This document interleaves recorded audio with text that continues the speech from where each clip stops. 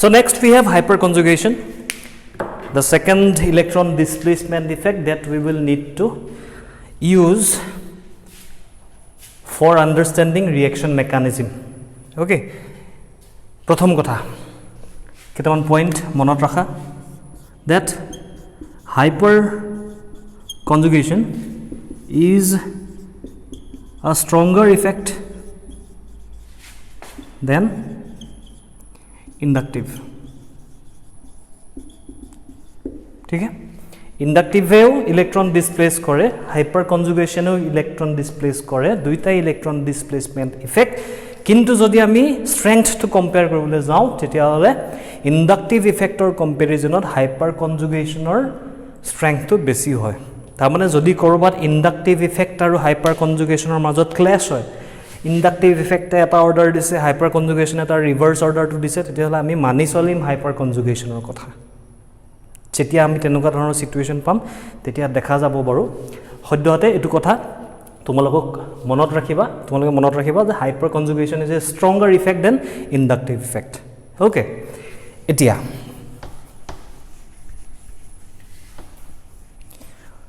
ওয়াৰ্ডটোলে যদি মন কৰা দুটা ওয়াৰ্ডৰ conjunction, one is hyper, second is conjugation.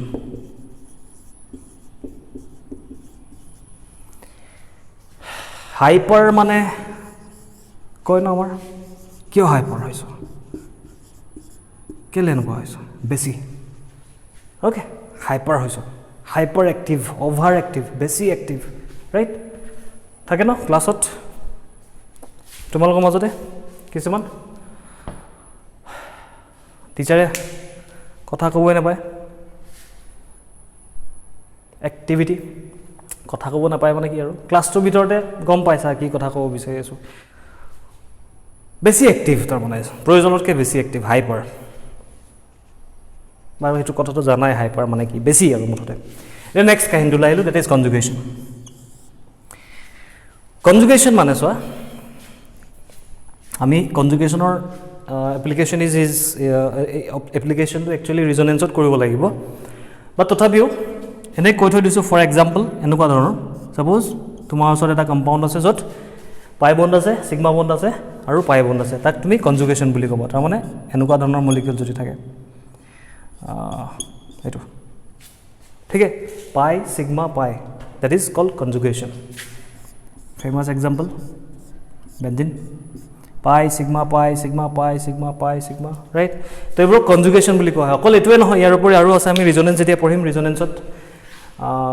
Detail study কৰিম ইয়াৰ ওপৰত. কিন্তু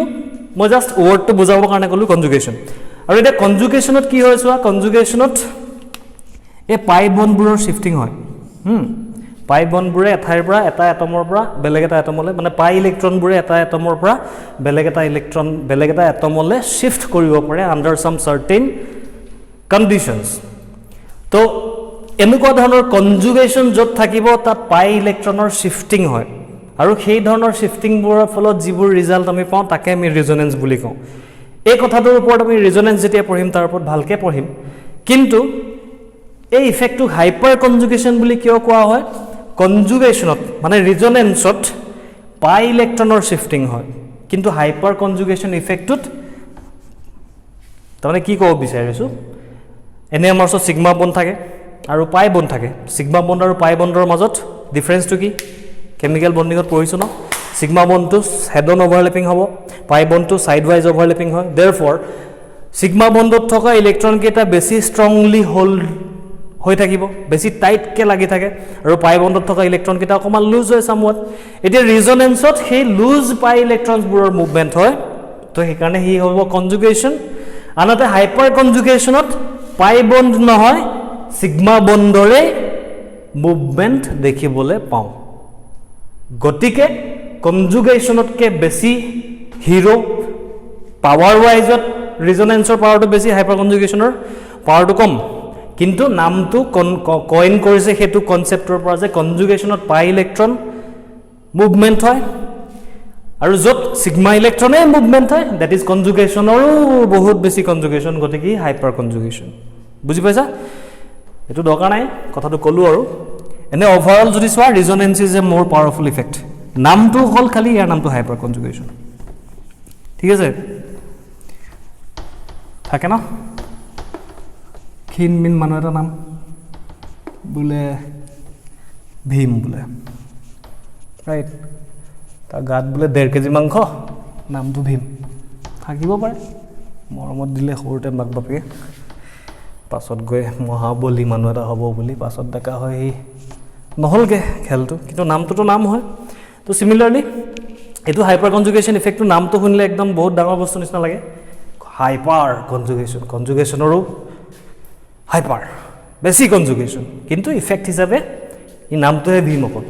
ইয়াৰ ইফেক্টটো কিন্তু কনজুগেশ্যনতকৈ কম অৰ্থাৎ ৰিজনেন্সতকৈ কম তাৰমানে প্ৰথমতে ইণ্ডাকটিভ তাৰপিছত হাইপাৰ কনজুগেশ্যন তাৰপিছত ৰিজনেন্স ঠিক আছে সবতকৈ বেছি ষ্ট্ৰং ইফেক্টটো হ'ল ৰিজনেন্স ঠিক আছে কিন্তু নামটো ইয়াৰ হিৰো নামটো হ'ল কি হাইপাৰ কনজুগেশ্যন বেছি কনজুগেশ্যন এনিৱেজ আমাৰ নামটো কপা আহিলে কি কথা দৰকাৰ নাই তথাপি এনেই ক'লো কথাটো এতিয়া শুনা কেইটামান পইণ্ট মনত ৰাখিব লাগিব ফাৰ্ষ্ট পইণ্টটো অলৰেডি কৈছোঁ যে this is a stronger effect than inductive and weaker effect than resonance লিখা নাই অলৰেডি গম পাইছা এতিয়া হাইপাৰ কনজুগেশ্যন হ'বলে কণ্ডিশ্যনটো কি হাইপাৰ কনজুগেশ্যন হ'ব আচ্ছা প্ৰথম কথা হাইপাৰ কনজুগেশ্যন ক'ত হ'ব হাইপাৰ কনজুগেশ্যন কোনবোৰ স্পেচিছত দেখি পাম হাইপাৰ কনজুগেশ্যন তুমি দেখি পাবা কাৰ্বকেটায়নত ফ্ৰী ৰেডিকেলত আৰু এলকিনত ঠিক আছে আমাৰ ওচৰত স্পেচিছ এতিয়ালৈকে তিনিটা আছিলে ফ্ৰী ৰেডিকেল কাৰ্বকেটায়ন কাৰ্বেনায়ন তাৰে ভিতৰত কাৰ্বকেটায়ন ফ্ৰী ৰেডিকেল লট হাইপাৰ কনজুগেশ্যন এপ্লিকেবল হ'ব কাৰ্বেনায়নত হাইপাৰ কনজুগেশ্যন এপ্লিকেবল নহ'ব ঠিক আছে আৰু সেই তিনিটাৰ বাহিৰেও অৰ্থাৎ কাৰ্বকেটায়ন আৰু ফ্ৰী ৰেডিকেলৰ বাহিৰেও এলকিনতো আমি হাইপাৰ কনজুগেশ্যন এপ্লাই কৰিব পাৰোঁ হৈ গ'ল ক'ত দেখিম কাৰ্বকেটায়ন ফ্ৰী ৰেডিকেল আৰু এলকিন নেক্সট কোনবোৰ কাৰ্বকেটায়ন কোনবোৰ ফ্ৰী ৰেডিকেল আৰু কোনবোৰ এলকিনত আমি হাইপাৰ কনজুগেশ্যন দেখিম সেইবোৰ কাৰ্বকেটায়ন সেইবোৰ ফ্ৰী ৰেডিকেল সেইবোৰ এলকিনত আমি হাইপাৰ কনজুগেশ্যন দেখিম য'ত আলফা হাইড্ৰজেন প্ৰেজেন্ট থাকে ঠিক আছে সো হাইপাৰ কনজুগেশ্যন ইজ এপ্লিকেবল কাৰ ওপৰত applicable applicable to carbocation free radical and alkenes carbocations free radicals আৰু alkenes কেনেকুৱা ধৰণৰ কাৰ্বকেটায়ন কেনেকুৱা ধৰণৰ ফ্ৰী ৰেডিকেল কেনেকুৱা ধৰণৰ এলকিন হেনেকুৱা ধৰণৰ কাৰ্বকেটায়ন হেনেকুৱা ধৰণৰ ফ্ৰী ৰেডিকেল হেনেকুৱা ধৰণৰ এলকিন which contains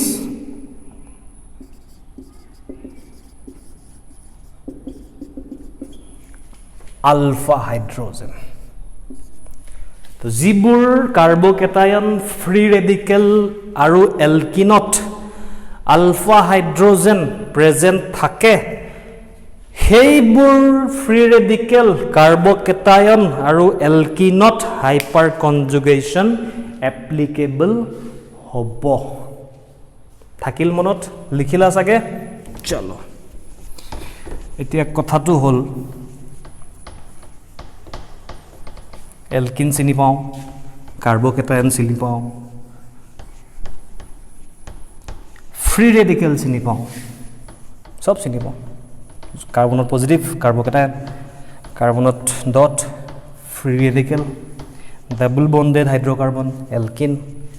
सब ठीक है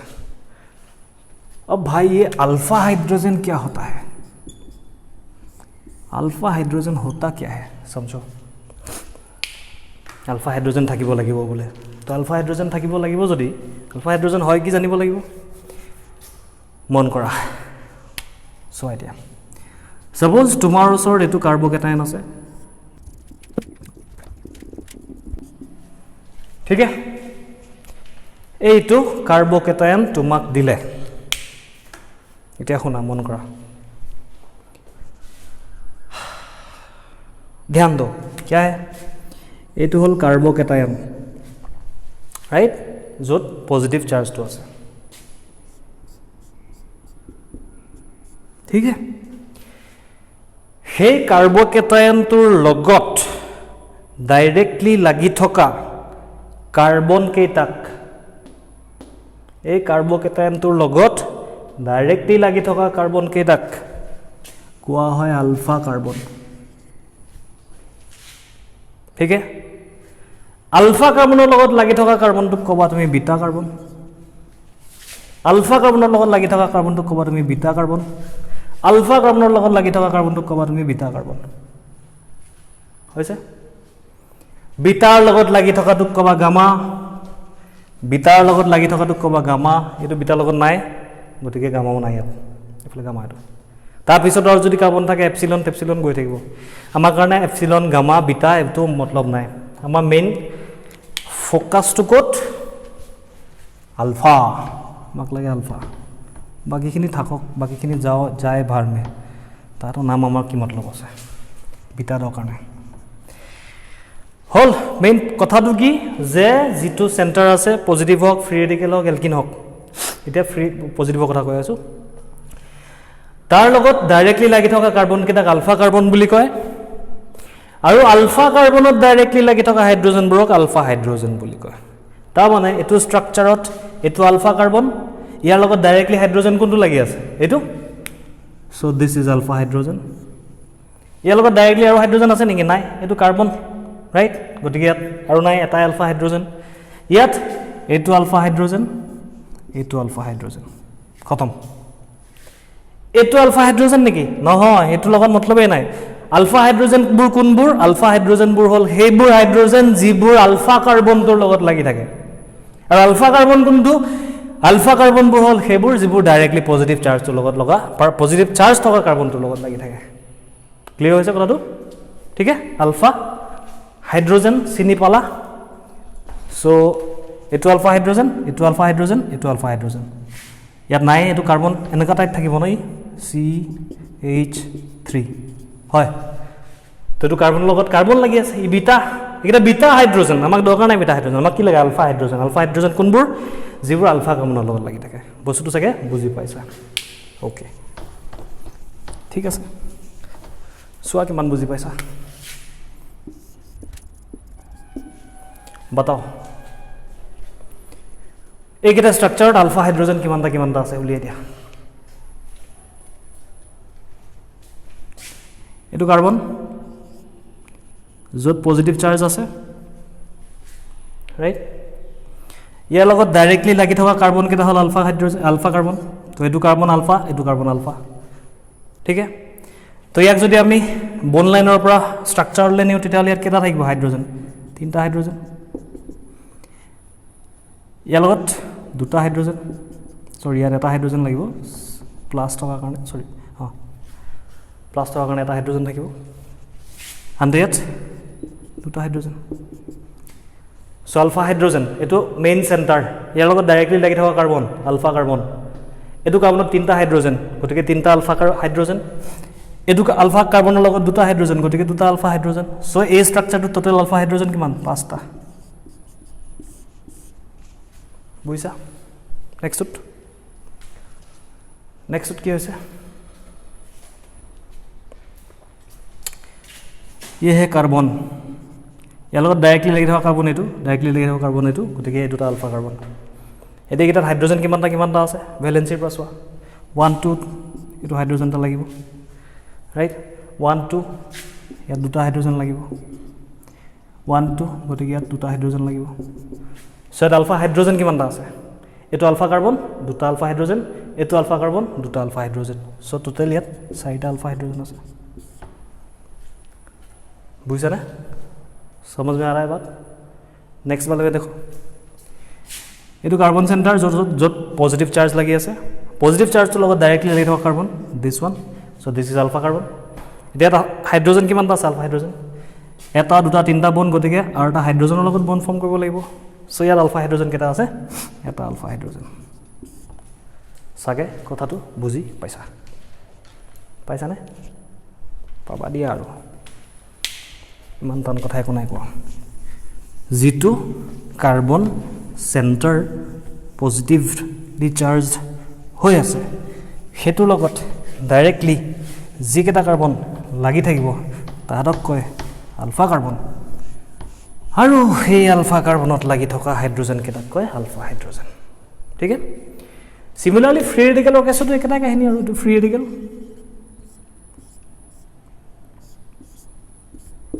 এইটো ধৰিলো মই ফ্ৰী ৰেডিকেল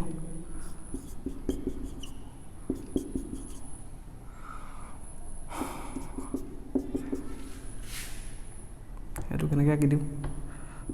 हाइड्रोजन हाइड्रोजन दे Cl टा लगा लो अभी बताओ इसमें अल्फा हाइड्रोजन कितना है केस की टू मेन सेंटर यार लगत लगी थका डायरेक्टली लगी थका कार्बन केटा अल्फा कार्बन यार लगत डायरेक्टली लगी थका कार्बन अल्फा कार्बन यार लगत डायरेक्टली लगी थका कार्बन नाइ हाइड्रोजन दरकार नाइ अल्फा कार्बन डायरेक्टली लगी थका hydrogen alpha hydrogen alpha carbon directly लगी थका हाइड्रोजन अल्फा हाइड्रोजन क्लियर हल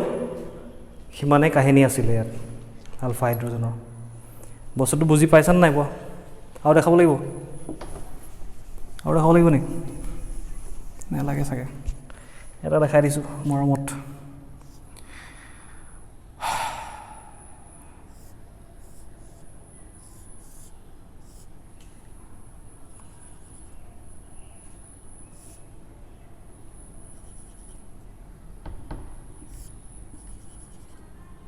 ओके यात अल्फा हाइड्रोजन काउंट करा कितना होगा ये तो फ्री रेडिकल यार लगत डायरेक्टली लगी थका कार्बन ये अल्फा कार्बन यार लगत डायरेक्टली लगी थका कार्बन ये अल्फा कार्बन सिमिलारली ये फ्री रेडिकल यार लगत डायरेक्टली लगी थका कार्बन अल्फा कार्बन यार लगत डायरेक्टली लगी थका कार्बन अल्फा कार्बन ठीक है यार कारणे ये दुटा अल्फा यार कारणे ये दुटा अल्फा এতিয়া হাইড্ৰোজেন কাউন্ট কৰিব লাগে কিমানটা আছে ইয়াত এটা হাইড্ৰোজেন ইয়াত দুটা হাইড্ৰোজেন লাগিব ইয়াত 1 2 3টা বন্ড অলৰেডি হৈ আছে গতিকে ইয়াত এটা হাইড্ৰোজেন লাগিব নেক্সট কৃষ্ণ এটলে গলো ইয়াত 1 2 এটা হাইড্ৰোজেন ইয়াত obviously মিথাইল থাকিব লাগিব 3টা হাইড্ৰোজেন ইয়াত দুটা হাইড্ৰোজেন सल्फा हाइड्रोजन किमानटा 1 2 3 1 2 एटु पार्टर कारणे 5टा अल्फा एटु पार्टर कारणे एटा दुटा तीनटा अल्फा हाइड्रोजन हबो एटु सिंपल काहिनी आरो इमान কৈ থাকিব লাগে ইমান কৈ নাথাকিলো হল হেতেন কলো আৰু কথাটো বুজি পাব কাৰণে মেইন কথাটো হেতু যে डायरेक्टली लगी थका कार्बन केटा हल अल्फा कार्बन फ्री रेडिकल और कार्बोकेटायन हो गल कहिनी एटा डबल बन्डर आहुं एल्किनत देखो ना आमी तो एल्किनत साउ खेलটো কি হৈ আছে সে মই এটো এল্কিন ললো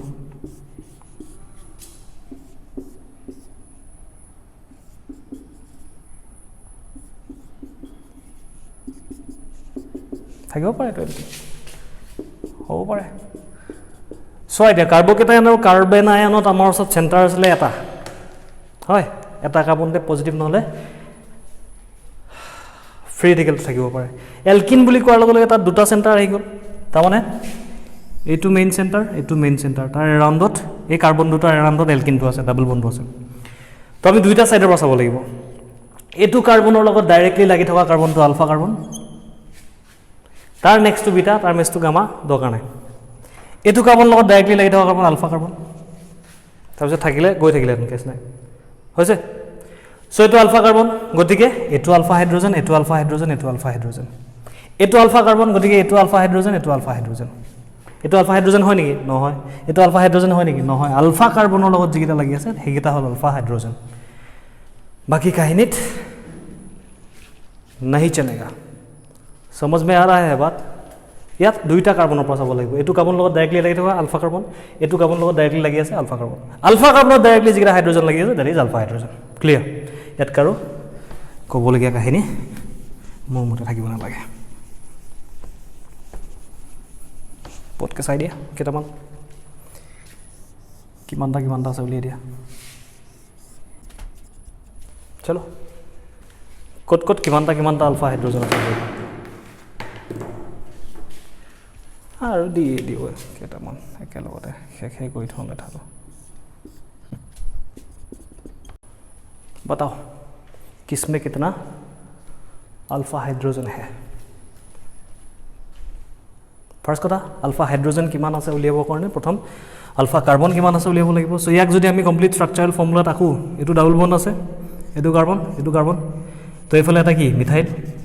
এফালে এটা কি মিথাইল এটো কি হাইড্ৰোজেন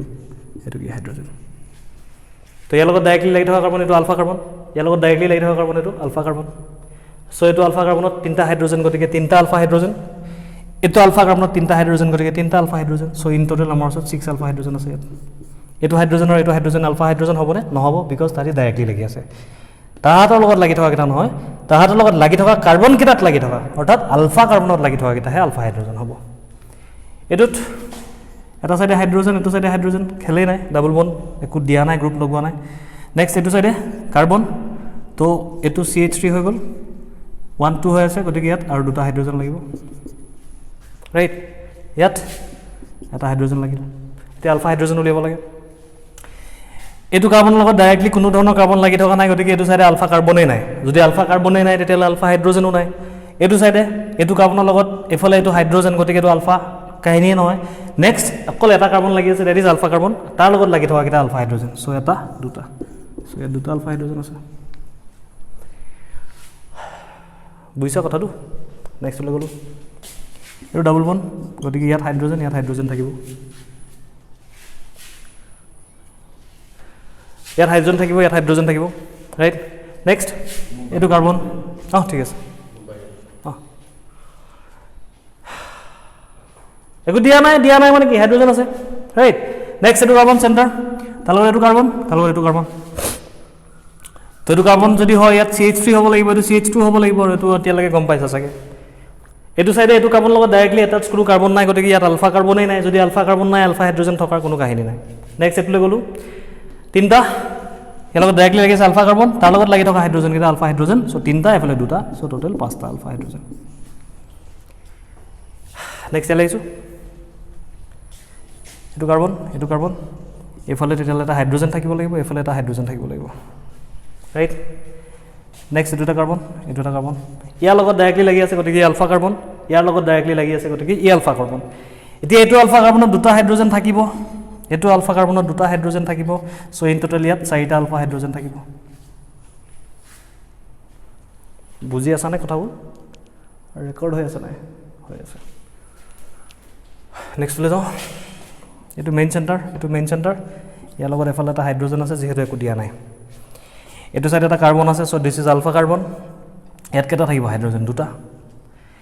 এফালে এটা আছে কাৰ্বন তিনটা থাকিব ইয়াত এফালে এটা আছে কাৰ্বন ইয়াত দুটা থাকিব সো অবভিয়াসলি 2 5 7টা আলফা হাইড্ৰোজেন বস্তুবোৰ বুজি পালা নে নাই পাইছা চাগে মেইন কথা কি যে যাৰ কথা পাতি আছো কাৰ্বকেটাইনেই হোক কাৰ্বনাইনেই হোক অথবা এলকিনেই হোক যিটো সেন্টাৰ হয় সেই সেন্টাৰটোৰ লগত ডাইৰেক্টলি যি কেইটা কাৰ্বন লাগি আছে সেই কাৰ্বন কেইটাৰ লগত ডাইৰেক্টলি লাগি থকা হাইড্ৰোজেন কেইটাক আমি কম আলফা হাইড্ৰোজেন समझ गए बात তোমালোকে কেইটামান আলফা হাইড্ৰোজেন কিমানটা আছে কাউন্ট কৰি দিবা মলিকিউল কেইটামান দিছো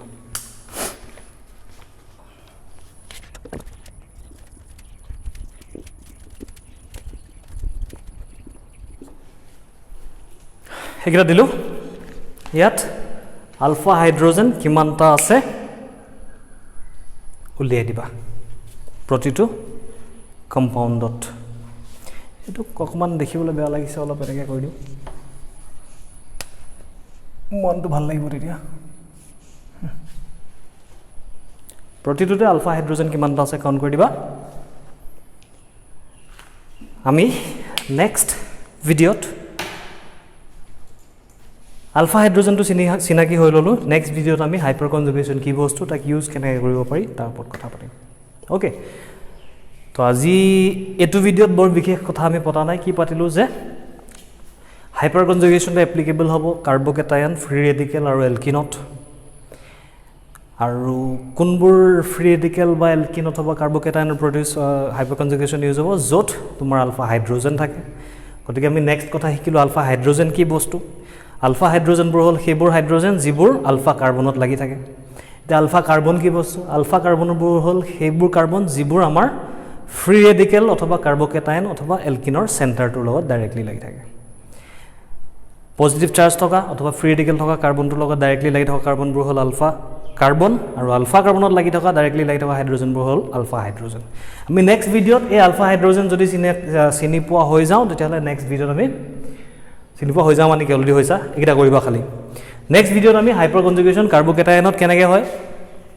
ফ্ৰী ৰেডিকেলত কেনেকৈ হয় এলকিনত কেনেকৈ হয় আৰু হাইপাৰ কনজুগেশ্যন ইফেক্টটো ইউজ কৰি আমি ষ্টেবিলিটি এলকিন কাৰ্বকেটায়ন আৰু ফ্ৰী ৰেডিকেলৰ ষ্টেবিলিটি কেনেকৈ এৰেঞ্জ কৰিব পাৰোঁ সেই কথা শিকিম অ'কে তো আজি যদি কিবা সমস্যা পোৱা তেন্তে সদায় কোৱাৰ দৰে আকৌ কৈছোঁ জনাবা বাকী আৰু পঢ়া শুনা কৰি থাকিবা